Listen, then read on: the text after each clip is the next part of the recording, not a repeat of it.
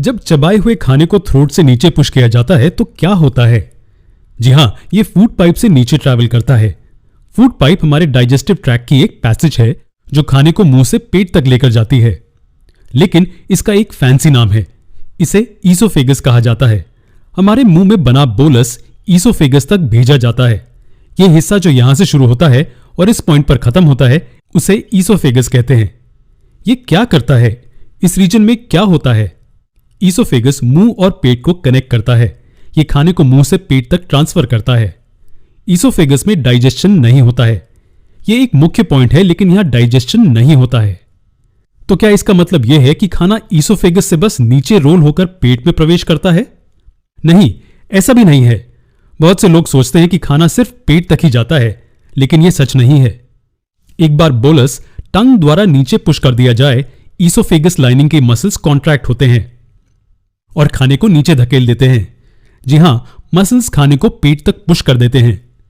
तो हमारे खाने को ग्रेविटी नीचे नहीं खींचती है, लेकिन मसल्स के कॉन्ट्रैक्शन के कारण खाना पेट तक आता है। इसका मतलब कि हम हमारा खाना लेटे लेटे भी खा सकते हैं या फिर उल्टे होकर भी। इस मूवमेंट को क्या कहते हैं? हम खाने को नीचे धकेले जाने की बात कर रहे हैं। इसे क्या कहते हैं? इसे पेरिस्टाल्टिक मूवमेंट कहा जाता है और इस प्रोसेस को पेरिस्टाल्सिस कहा जाता है। मसल्स कॉन्ट्रैक्ट होकर खाने को आगे की ओर धकेलते हैं, तो ईसोफेगस में यह होता है।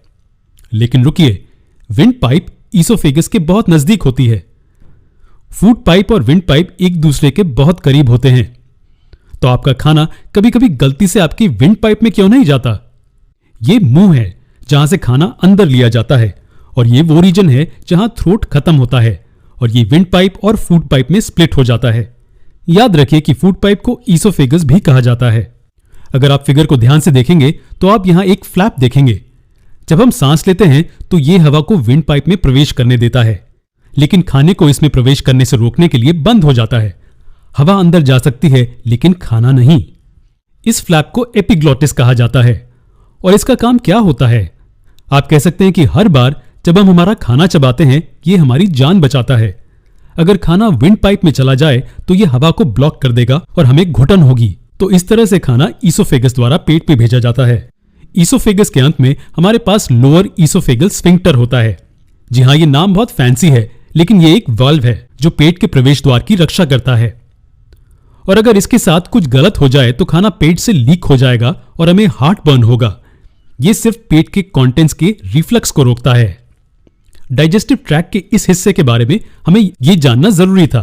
चलिए, जो भी अभी तक सीखा है उसे जल्दी से रिव्यू करते हैं। खाना हमारे मुंह में प्रवेश करता है, जो हम दांतों से चबाते हैं। फिर वो सलाइवरी ग्लैंड्स द्वारा सिक्रीट हुए सलाइवा के साथ मिक्स होता है और बोलस नाम का एक खाने का गोला बनाता है। बोलस को फिर हमारी टंग थ्रोट से नीचे पुश करती है, जो ईसोफेगस में प्रवेश करता है। ईसोफेगस के मसल्स कॉन्ट्रैक्ट होते हैं और खाने को नीचे पेट पे पुश करते हैं, और इसे पेरिस्टाल्टिक मूवमेंट कहते हैं।